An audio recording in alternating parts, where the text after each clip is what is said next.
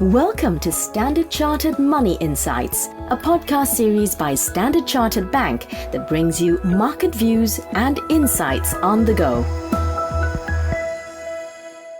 Hello, and thank you for joining us today. My name is Manish Jaradi, and I am a senior strategist at Standard Chartered Bank.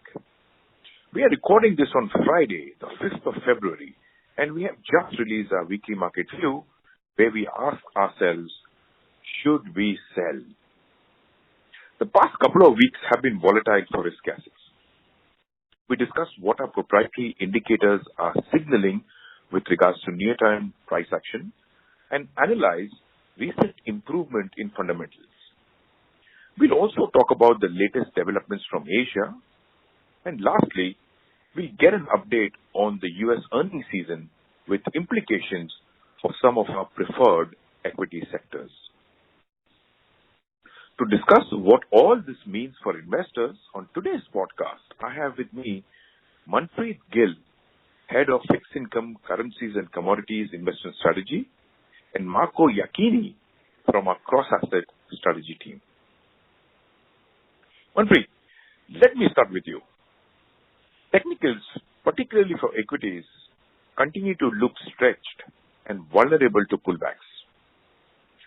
Should investors sell here? What do fundamentals say? Hi, Manish. No, our advice would actually not be to sell here. And I think on the point on fundamentals, actually, those are quite positive. We actually do agree with you that, from a short-term perspective, many indicators are still arguing, for the potential of a short-term pullback. So if you look at, obviously, technical indicators, you look at market positioning indicators, or indeed our own proprietary market diversity indicator, many of these still argue that, markets do look a little bit stretched short-term. However, there's a difference in our view between, selling and trying to time markets and what we believe to a better approach, which is the buy on dips. And let me illustrate this with a short example.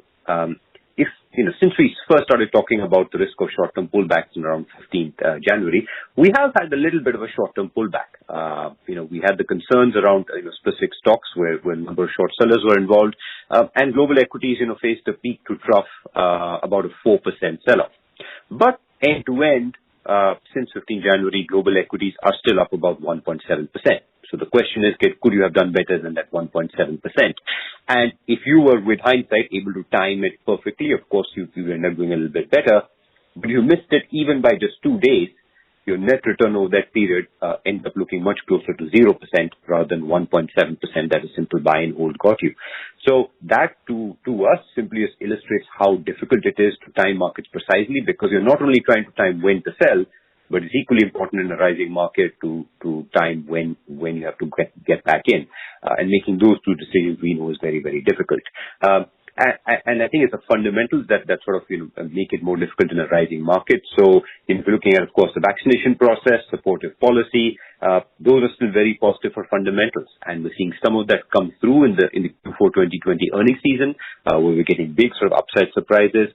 So that's why when you pull it all together, we would not necessarily try to sell and time markets. We just think a strategy which is more prudent and has a much higher chance of success is to stay invested. And if we get a pullback, we buy on dips. Yes, timing the market can be particularly very tricky. But okay, let me ask you then: are rising bond yields a threat to our credit views? Well, it's a good question, because I think, when you talk about a strong sort of earnings recovery, that's, of course, positive fundamentals for equities, but equally believe that there are positive fundamentals for credit, or a term we use to describe corporate and emerging market bonds.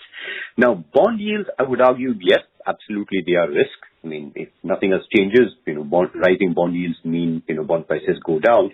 But I think there are 2 points to bring out here. First is that, from a size perspective, there's a difference between a modest rise in treasury yields and a really big surge in treasury yields. Our view is that, any rise in treasury yields will be modest. I think that sort of lines up with what we're seeing on the inflation side, and clearly what's coming through from a messaging perspective from the Fed and Chair Powell a few weeks ago. So, the view on 10 years sort of rise to about no more than 1.25 to 1.3% that we laid out, at the outlook, at the time of the outlook 21. We think that's sort of still very valid. The second point is that when you're buying corporate credit or emerging market bonds, equally important is, the credit spread. Or in other words, how much of a yield premium are you earning over and above the treasury? Because bond yields can rise modestly, but though that yield premium can narrow to help, partly or more than offset that rise. And indeed, over the last 3 weeks, that's exactly what we saw. I mean, bond yields crept higher, but those yield premiums narrowed and partly offset, that rise in bond yields.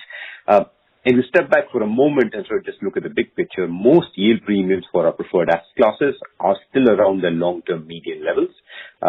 So that means there's quite a lot of room for those, yield premiums to compress, and we think more than offset, what the modest rise in treasuries that we expect to see over the coming 6 to 12 months. So overall, where that leaves us is that, yes, a modest rise in bond yields, in treasury yields is possible, both in the short term, but indeed on a full year basis. But we're still quite comfortable, holding or, if anything, adding on dips to our preferred areas and in credit. So that's, of course, Asia dollar bonds, that's, global high yield bonds, but also emerging market bonds, both in dollar and local currency terms. Thanks, Manpreet. Yes, so it does look like, a gentle rise in bond yields shouldn't really pose a threat to our credit views. Okay, Marco, let me turn on to you. And I'm sorry, I'm switching back to equities again. And let's dive a bit deeper into equities and especially regions. What are the risks for Asia and Japan equities after the strong performance year to date? Hi. Yes, thanks, Manish. Absolutely. We have seen a rise of about 9% year to date for the Asia ex Japan equities. And we are seeing some early signs of potential weakness, actually. From a technical perspective, looking at the weekly charts, we do see some various indicators flashing red. Now, you couple that with highly overbought conditions, low market diversity. What that means is that the hurdle to maintain the pace is actually quite high. But we would not view this trend as reversing, rather as a consolidation before hopefully another leg higher. It is also worth mentioning that there are near-term liquidity concern in the Hong Kong, China markets, and this is more particularly to not the region overall, but to China specifically. And what has happened is that the money market rates jumped off the back of an unexpected liquidity tightening that was triggered by the PBOC's open market operations. But we believe that the recent move is basically a policy normalization after loose liquidity in December and January. So taking away some of the excess liquidity that was in the market. In fact, the PBOC also reiterated that the central bank would maintain stability and consistency in policy and not prematurely withdraw ongoing stimulus. That gives us some comfort with regards to our view. Now, having said that, the upcoming Lunar New Year holidays could see reduced southbound flows into the Hong Kong market as the Stock Connect will be closed from the 9th to 17th of February.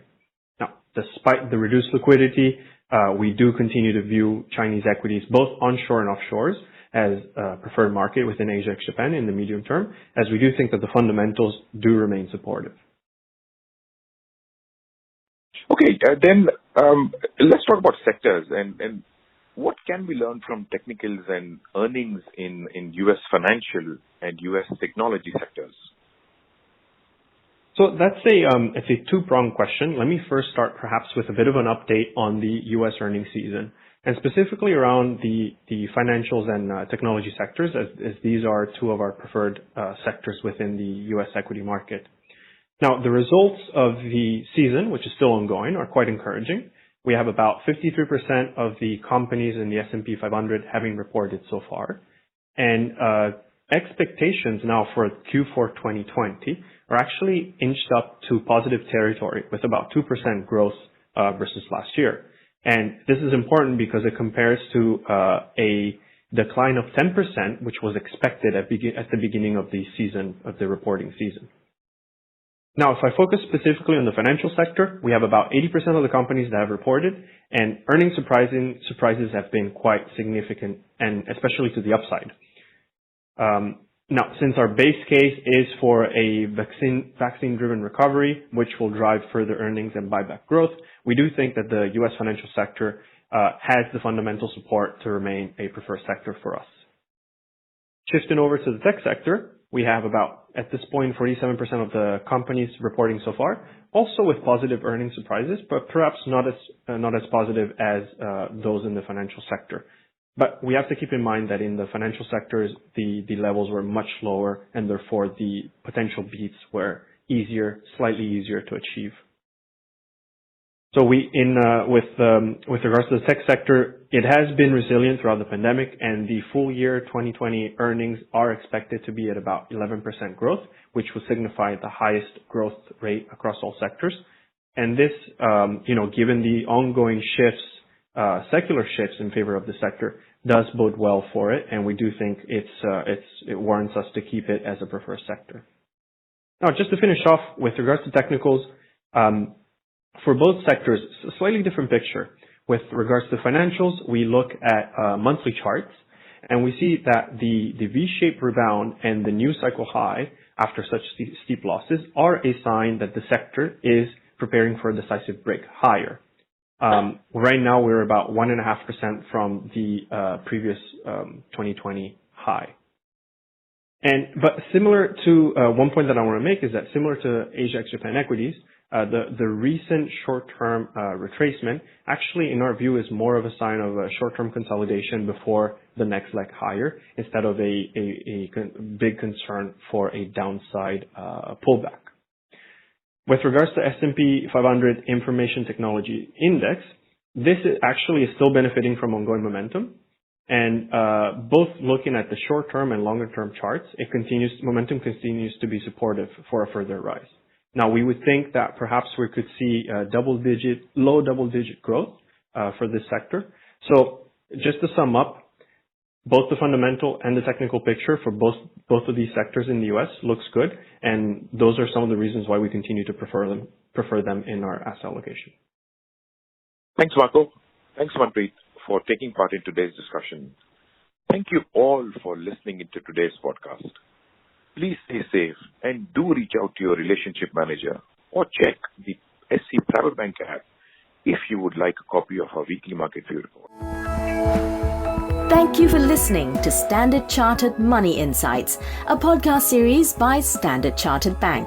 For more details on the latest market insights, subscribe to Standard Chartered Money Insights.